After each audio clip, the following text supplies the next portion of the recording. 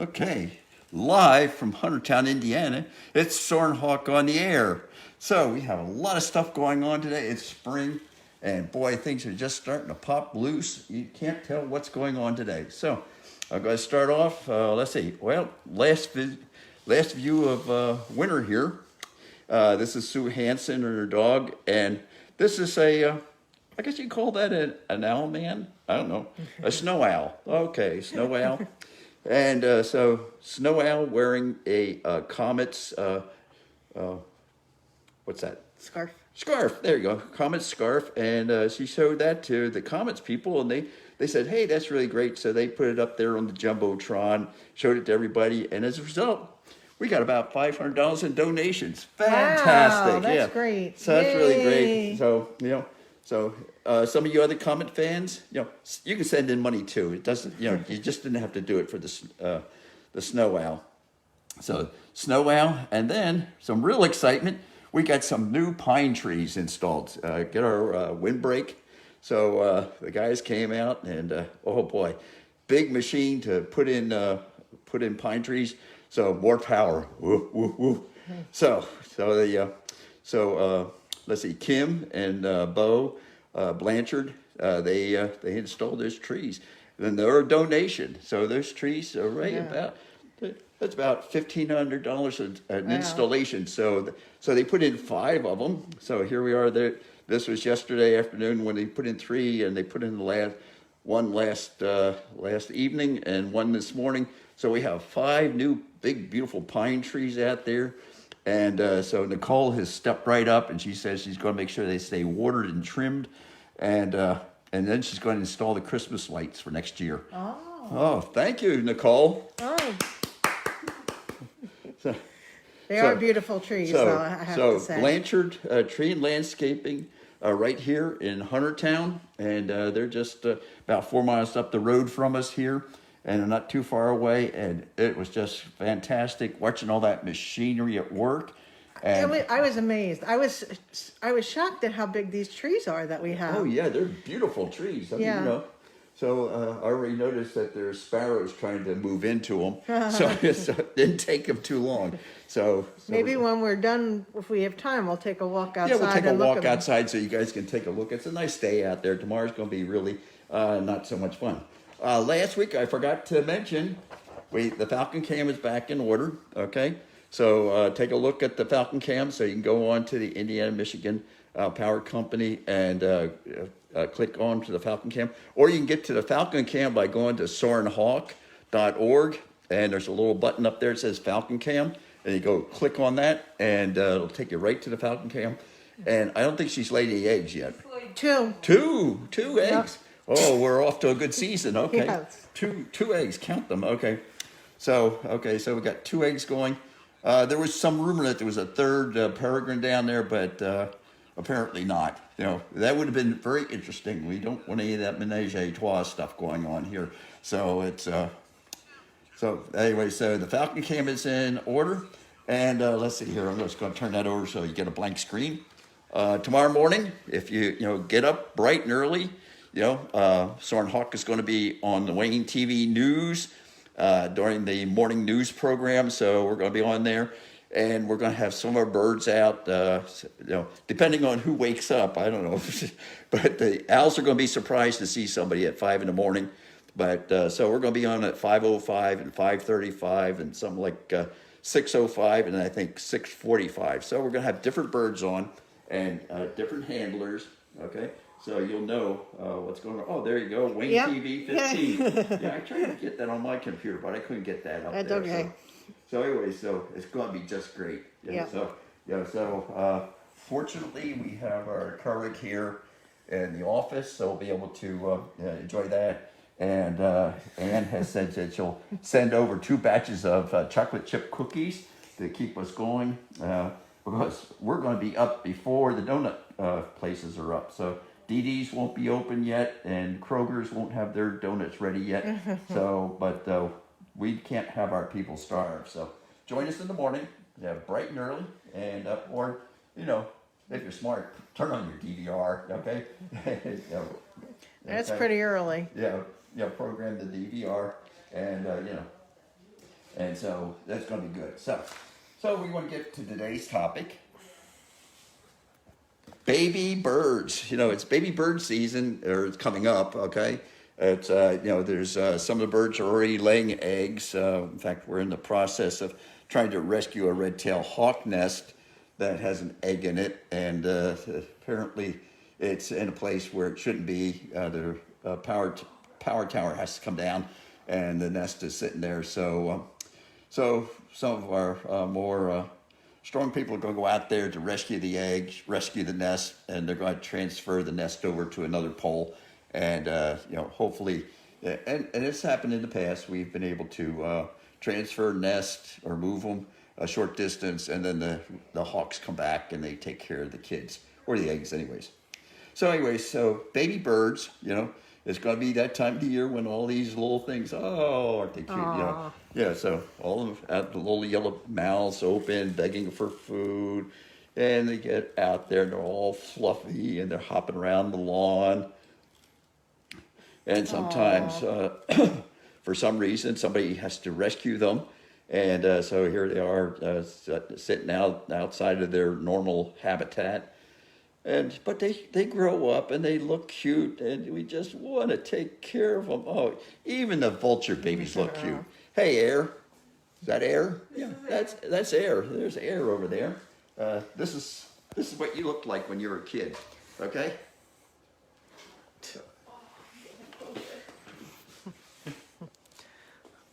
It's okay, Air. Hi, Air. How you doing? Okay. You want to see what you look like?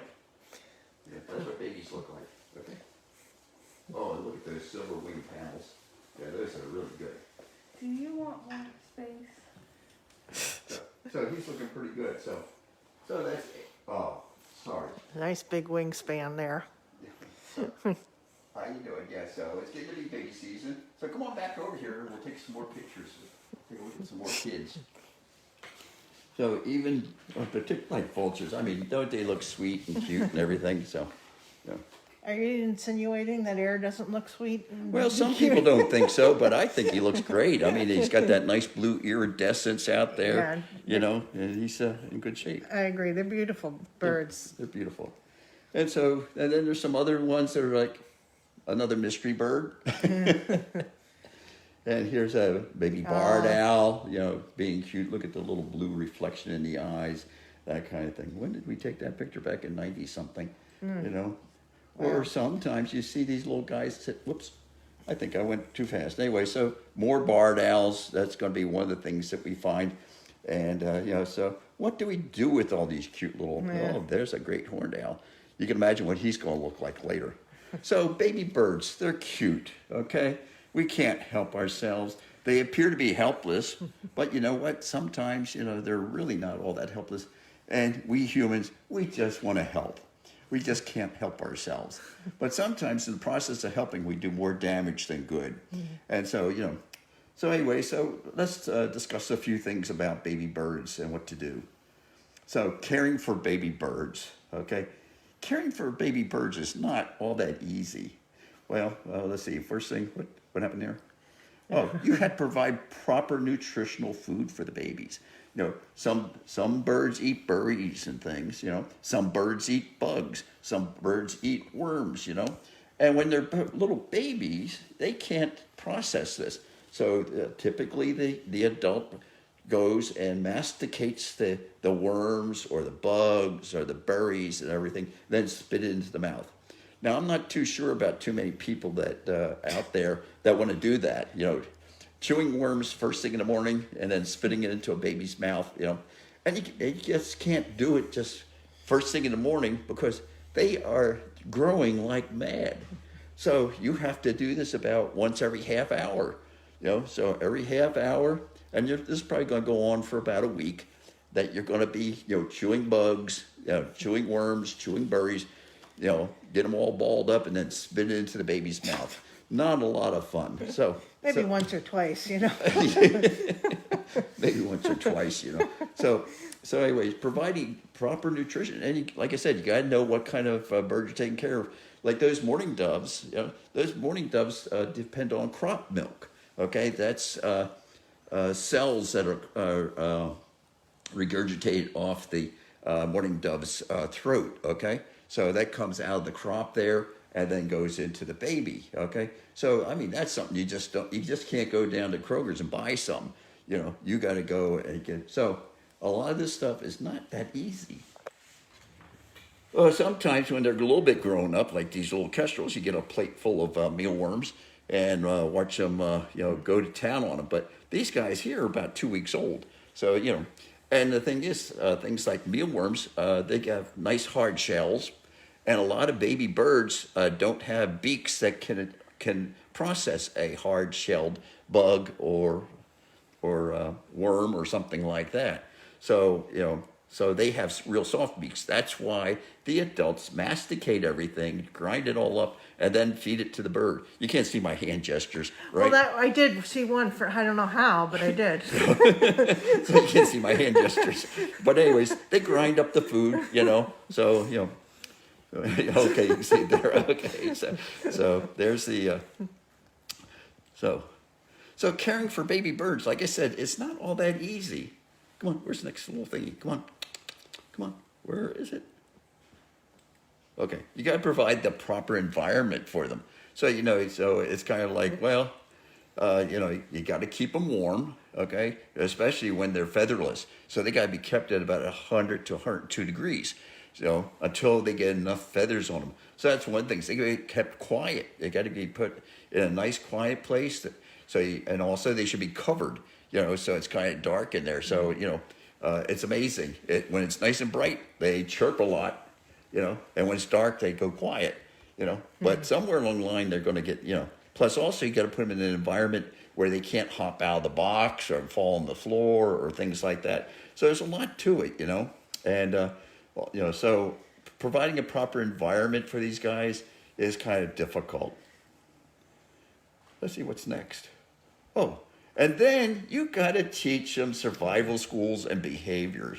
Now you have some experience doing survival skills. Yeah. Yeah. So when we obtained Chewy or Chewbacca, the eagle owl. I mean, how old was he? 9 weeks old. He was 9 weeks old. Could he take care of himself? No way. No way. No way. No. So here was. Yep. So they taught him how to tear up his food. Yeah, that must have been a lot of fun, Gigi. Oh yeah. So you held the food with your feet and then you tore it up with your mouth, right? Not quite. No. So you got to teach them how to tear up their food, how to prepare their food, that kind of thing, and then you also have to teach them other things like how to hide from predators. How to hide from the cats and dogs. Yes, you have a cat in the house, and it's a nice, friendly cat. And it thinks that all cats are out, you had to teach it to avoid cats and dogs and kids. Yeah, that's the big one, kids. Yeah. So, so you have to teach it all these things. So it's a lot of work taking care of baby birds. You thought taking care of baby people was bad. This is even worse. So it's a lot of work, and a lot of times in attempting to do these things, we actually fail at it. So it's best, that, do I have another one? Oh, got another one. Oh, the other thing is that you don't want to imprint, we don't want the bird imprinted on you, and we don't get it habituated. In other words, used to humans. You want them to be wild. So how do you teach them? Like, I don't know, get out a cattle prod, and keep them away or something like that. But that's not going to do it, and what a lot of some of the rehabbers do so that they won't imprint babies is they dress up like a mother hawk or a mother crane or a mother whatever, and so they cover themselves so they don't look like humans, and so. Or use a puppet sometimes. Or use a puppet, yeah, they use a puppet, so, that kind of thing. But, but then they say, well, I see the puppet, and there's a person with his hand up the puppet's butt. So it's kind of like, what a minute, very confusing to the babies. So it's really not easy to take care of baby birds, So basically, baby birds are best taken care of by their parents. So don't rescue babies. Birds are better than people, okay, at taking care of the babies. That's what we do here, okay? So if we get babies in, we try to match them up with a another bird of the same race or species, and we say, okay, fine. So a lot of our education birds serve as surrogate mothers or parents to the babies, and they usually step right up and take care of it. That because as soon as they start hearing that begging call, Yeah. there they go. They go right to work, and and they're very protective too. Yeah, It's adorable to see them. Yeah, it's take adorable care to of. see them, but when you go in the pen with them, it's kind of like, no, you stay away from the baby. You know? Yeah. And so anyway, so birds are better than people at taking care of them. And the only time you want to rescue a baby bird is when it's in immediate danger. Okay, so the thing is that we need to consider is the bird in danger? In other words, what's it doing? Okay, so are there dogs and cats and kids around? Okay, so is it in danger that way? Is it has it fallen into the well and Lassie's there barking? So there's stuff like that that has to be looked at. When you go to rescue a baby bird, what's it doing? If it's hopping around your backyard, okay, that usually means that it has gone out of the nest and it's running around, and it can it can move, and it can, or is it just laying there? In other words, it's fallen out of the nest, it's just laying there, it can't move or anything like that. So there's some things you need to look at. How old is it? Is it just an infant, just has a little bit of down on it, or is it fully feathered? Are the adults there? In other words, mom and dad are there watching over it, and they're up there. The mother robin's up there, okay, and she's yelling and screaming at you. If you have mockingbirds, the mockingbird's attacking you. You get a big swift hit in the back of the neck or the back of the head. It hurts. And if there's a nest there, has it fallen? Maybe the nest has fallen out of the tree for some reason, or is it the nest is there and it's intact? So there's some things to consider about whether when you rescue a bird or what you do. Sometimes you just have to look at the situation. Here's a bunch of screech owls. They're out. What they're doing is called branching, and what has happened is that they have grown up, and they're too big for the cavity that they're nesting in, and there's just no room in there. And plus, also the amount of poop in there has really built up. So they've moved out. Mom has moved them out onto a branch, and then she's going to move them away from that nasty cavity, because that nasty cavity smells like screech owl. And so things like raccoons might come up there, snakes might come up there, things like that, looking for a nice little meal. So she moves them out, and so she's moving them to another location that's safe. So you have to consider what is really happening. What are the birds doing? So if they're doing this and they're not in any danger, leave them alone. Okay, let them go. Sometimes the first 3 kids, they make it across the trees and whatever. Maybe one falls off and gets lost. Okay, so we want to take care of the last one and get them back up with the group. Or sometimes they're stuck in the hole. It looks like everybody tried to get out at one time. So, nestlings, okay, these are the guys that are just still covered with down. They can't lift themselves up. They may have their eyes still closed, So basically, they're just almost featherless, and they're very small, have really bright yellow beaks. That way the adults know where to stick the food.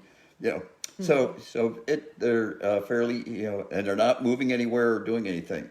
So if you find one that's fallen in the ground, take it and put it back in the nest, okay? And it's you don't have to worry about people stink. The biggest thing you have to worry about is that it's just once you put it back in the nest, okay, you have to leave it alone. Because first off, you don't want the parents to stay away, okay? You want the parents to take care of the chick. Okay, the other thing is every time you make a trip to the nest, you leave a little trail for the raccoons to follow, or other predators to follow. So, or even, I know the Cooper's hawks watch. They watch you moving across the yard, and they know where you're going, So the Cooper's hawks I have around my way, they're very smart. They watch. They know where you're going. So Amazing. Or if the nest has fallen, take the nest and put it back up. Okay, just lift it up, put it back in place. If you can't get it all the way up the tree, then get it as far up the tree as you can. A lot of times, I think I have some examples here of some things you can do. But anyways, put a nestling, put it back. Okay, just let nature take care of it, because, like I said, it's very, very difficult for us to take care of them. And we're fairly good at success, but usually it's with birds that are really fairly well grown already. And and what we do is, if we can, we go climb a tree, do whatever necessary, get them back in the nest. So here's some things that people have done. Like the nest fell, so they got a hanging flower pot, hung it on the branch, put the nest back in there, and bang, mom's going to take care of it. It's successful. It's real easy to do. Some other things, if you know where the nest hole is, somebody will climb a ladder like this and put the babies back in the hole, and so they're taken care of. Or the other thing, like the nest, in this case here, the tree next to this, you can see it laying there on the ground, fell, and we rescued the babies out of there. We put up a nest box for them, and then we climbed up there, and aren't they cute? You just want to keep them, But climb up, pop them back in the hole, and then mom and dad come back, and they say, "Well, I don't know where the tree is, but I hear some kids over there calling," and sure enough, mom and dad located them and took care of them. Is that you, Bob? That's me. Yeah, you can tell, bud. Yeah, that's So that's me. So, anyways, but that's what we. There are things that we can do. There's other things. I don't know. Is that what's his name? Bill? I think that was putting a platform up in a tree. We actually made a box, and we put what was remaining of the nest in the box, and then we put the birds up there. And so, other things that people have done: laundry baskets. Take a bungee cord, wrap it around the tree, fasten the box up there, and put the kids back up in there, and everybody's happy. Well, they don't look too happy, because, but anyways, but that's the kind of things that can be done. Or there's a nice basket. That's really good. So again, just something simple, that can be done. Things like a common thing that falls out are mourning dove nests. They're not very much of anything. So all you can do is take a piece of window screen, about a foot and a half round, and then just fasten it onto a tree branch or in the fork of a tree, and just fasten it on there and put the sticks back on there along with the eggs. Bang, it's real easy. It's real simple, and you'll save the birds, and you'll save a lot of trouble for yourself, because I'll tell you, those 4 o'clock feedings get really tiresome. Okay. So then there's the next stage. It's fledgling. In other words, the bird has got all its feathers, but is not quite ready to fly yet, but has fallen out of the nest. And you can typically you can tell the bird's hopping around your backyard, and the mother's flying around, clucking or whatever, calling to the bird. And so if you have a bird like that, running around your backyard, first make sure that the predators are out of there. Get rid of the cats, the dogs, the kids. Get those things out of there, and let the parents take care of it. And typically the parents will call to the bird, and the bird will go to the bushes or anything. If necessary, go ahead and shove the bird toward to the bushes, or where the parents can find it and where it can hide safely. And then you can monitor safely from a safe distance. You can go out there and watch it. So stay in the house, watch the bird, make sure it's being taken care of. And for the most part, that really works. Occasionally, you're going to have a problem where a bird has been injured or something in the fall, and it does need some help. But again, the best thing is let the parents and nature take care of them, because they do a much better job than we do. And then one of the things, a lot of people find great horned owls on the ground, and this is the foot of a great horned owl. And the babies, essentially, most of the predators, you have 3 toes forward, 1 toe backwards, okay? And but with the great horned owls, when they're young, they actually have two toes forward and two toes backwards. So just like a woodpecker. And so if Junior falls out of the tree, okay, he can climb right back up. You know, I didn't know that. First time I found a great horned owl on the ground. In fact, it was over there at Frankie Park at the zoo, and it was on the ground. And I called up the zoo, and the guy says, "Just leave it alone. It'll climb back up the tree." I said, "I didn't know they climbed trees." And sure enough, they climb trees. Okay, so here he is, you know, using a little bit of wing action, that kind of thing, you know.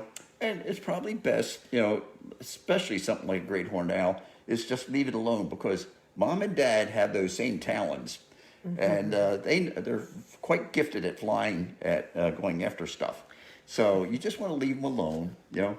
And a lot of times you leave the babies alone, the adults or the parents will leave you alone, okay? Or sometimes they might squawk at you, but for the most part, yeah. So keep an eye on them. You know, make sure that there's no dogs or cats or kids around because you know, dogs and cats are notorious. They like to eat things. Kids, they just like to mess around, and you know, not meaning to do anything on purpose, but you know, they start playing with them, and these birds are not well developed yet, so it's very easy to break something. Okay, so it's very easy, you know, and I know the kids would try to make the bird fly, so they toss it in the air or something like that, and it falls to the ground, and you have some damage. So keep predators away. So, anyways, if you have a bird and you're concerned about it, you can give us a call, okay? And you can contact us, and we'll give you some instructions, whether the bird needs to be rescued or not, how to rescue it. You know, what is a safe thing that you can do to rescue the bird if it needs to, how to transport it to us, okay? How to safely transport the bird, and how to monitor the situation if it's not going to be rescued. We've talked a lot of people through putting birds back up and stuff like that, and so it's really easy. But you can always call us, soarinhawk.org, okay? So you can call us, or you can get on the internet, and you can contact us that way. You know, go to soarinhawk.org, and so you can get right up there, and you can give us a jingle, or give us a text, or you can text us, and we're almost there all the time.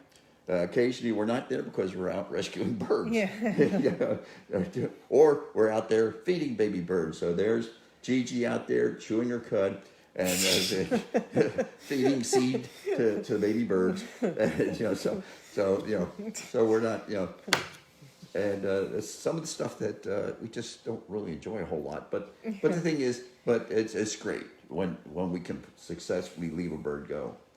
So anyway, here's some of, I forget, this may be Apollo and one of the birds that he was taking care of, And so, like I said, our exhibit birds make great surrogate parents, and they work them through, they walk the kids through, they teach them how to tear food up, and and they become very protective of the of their offspring, their pseudo offspring, But I tell you what, at the end of the summer, everybody's happy to see them go. That's true. They're happy to see them go. It's kind of like, okay, we've had enough of this. Yeah. Right. They've had enough. Yeah. So okay. So anyways, a final word. All migratory birds are protected by the Migratory Bird Act. Only federally and state permitted individuals are allowed to care and rehabilitate them. Okay? But your temporary care is allowed. Okay, you're allowed 24 hours to take care of the bird, and until the services of a rehabilitator is obtained. So you won't get any trouble. You're covered under the Good Samaritan laws and stuff like that. But you can't keep baby birds. Okay, well, yes, you can take care of a house sparrow, or you can take care of a starling, or you can take care of a pigeon.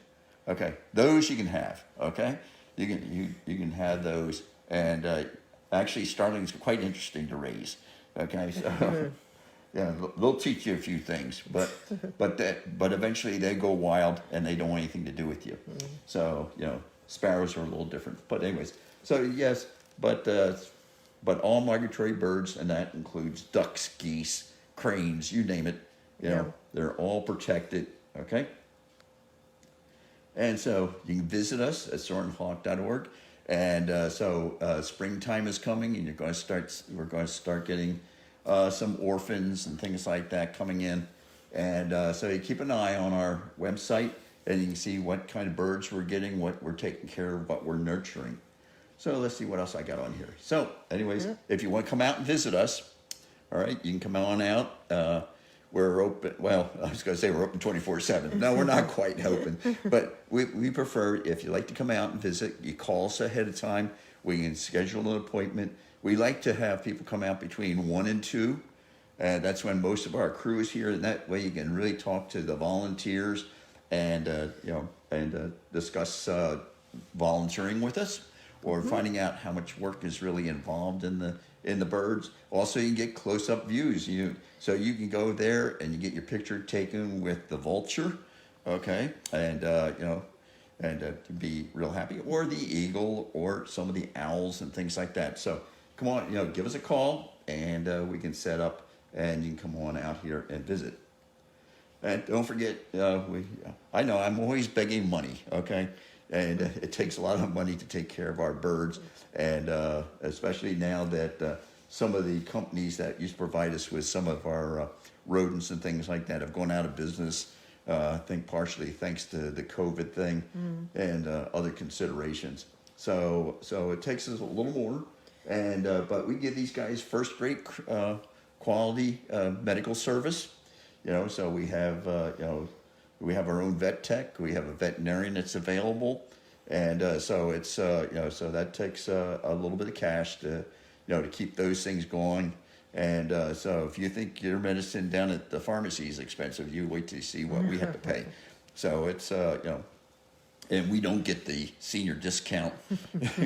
Maybe we can try that. I don't know. I don't know. We don't get the senior discount or the Medicare discount or anything like that. So no insurance. No insurance. Now, Nothing. I don't know. Maybe we could do insurance on the birds. They wouldn't notice. So anyways, so community rewards. If you have a community rewards card or other thing that you belong to that allows you to send some of your proceeds onto a nonprofit organization, please sign up, okay? We would really appreciate it. And we're doing pretty good. We're getting about a little over $400 every quarter, which isn't too bad. That's, Every little bit helps. Yeah, we have about 150 families now on our rewards, but we could use more, okay? Or you can go to Amazon Smile, okay? And I think you're going to be getting that big check here shortly. And so help the economy. Go to Amazon, buy lots of stuff that you really, really want to have, and then we get 1/10% of whatever you know. So it doesn't sound like much, but it sure does help. So and that's the end. I ran out of stuff. Oh, okay. I got quit. Sorry, the pollen's starting to come out now on some of the trees, so it's kind of So yeah, help us out. We help the birds, and if you have some questions, you can always contact us. Somebody's always available.